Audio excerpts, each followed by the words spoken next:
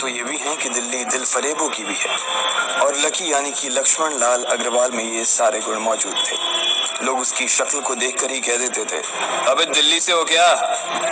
Lucky वैसे दिखने में स्मार्ट और अट्रैक्टिव था, पर जेब से खस्ता हालत होने की वजह से रहता बेहद सिंपल तरीके से था।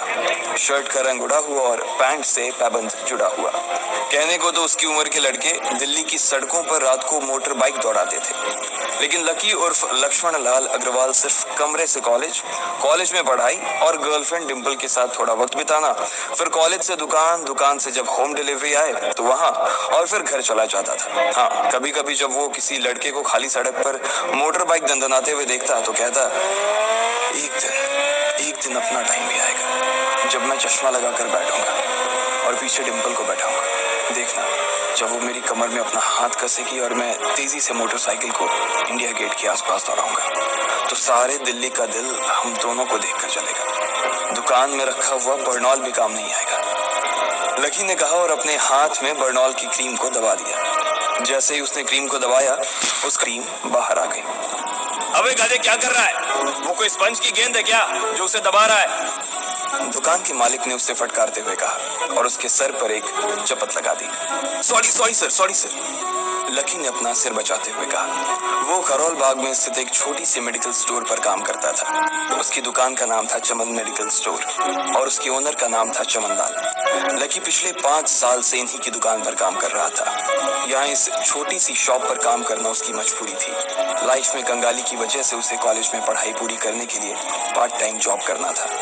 उसने कई अच्छी जगह अच्छी तनख्वाह की नौकरी ढूंढी, पर नहीं मिली और वो इस मेडिकल स्टोर पर ही अटक गया। गधे, अब इसके पैसे क्या तेरा बाप भरेगा? कटेगा। इसका पैसा भी तेरी तनख्वाह से कटेगा और एमआरपी से डबल रेट में कटेगा।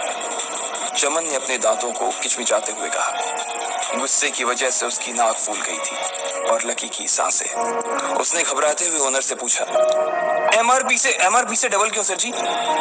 ताकि अगली बार से ऐसी कोई हरकत करने से पहले तू डबल बार सोचे। चमन ने कहा और उसके हाथ से ट्यूब छीन ली। उसका जी तो चाह रहा था कि वो लकी की खोपड़ी पर एक और बार अपना हाथ साफ कर ले, लेकिन उससे पहले ही दुकान का फोन बजने लगा। फोन की घंटी बजते ही लकी को वहां से निकलने का मौका मिल गया और वो भागते हुए फोन उठाने के लिए चला गया। हेलो जी, करोल बाग के बेस्ट मेडिकल चमन मेडिकल स्टोर से बोल रहा हूँ, बताइए क्या काम था? ये लकी की पेटेंट लाइन थी। चाहे कहीं से भी फोन आए, लेकिन उसे फोन पर बस यही बोलना था। जैसे ही इधर लकी ने अपनी बात कही, उधर से जवाब आया, मैं ब्लूमिंग नाइट होटल के कमरा नंबर 303 से बात कर रहा हूँ। एक छोटा सा ऑर्डर है, नोट करो और जल्दी से होटल पर डिलीवर करवा दो। वो एक लड़के की आवाज थी। उसकी आवाज में काफी भारीपन और एक अजीब सी जल्दबाजी थी। जैसे ही लकी ने वो आवाज सुनी, पता नहीं क्यों उसे वो आवाज जानी पहचानी सी लगी। जी सर, बताइए आपका क्या ऑर्डर है? हाँ तो लिखो, हार्ट प्ले के 2 पैकेट और 1 पैकेट टिश्यू। लकी, जो कि अपना पेन लेकर खड़ा था, हार्ट प्ले का नाम सुनते ही झिझक गया। असल में हार्ट प्ले नाम का एक कंडोम आता था और इसलिए उसका नाम सुनते ही लकी शर्मा गया था। इतने साल से भी मेडिकल की स्टोर पर काम करने के बाद उसे इन चीजों का नाम सुनने में शर्म आती थी। हेलो भाई, लिखा कि नहीं लिखा? उस आदमी ने फिर से लकी से पूछा। जी सर, लिख लिया सर, लिख लिया। लकी ने खिसिया कर हंसते हुए कहा।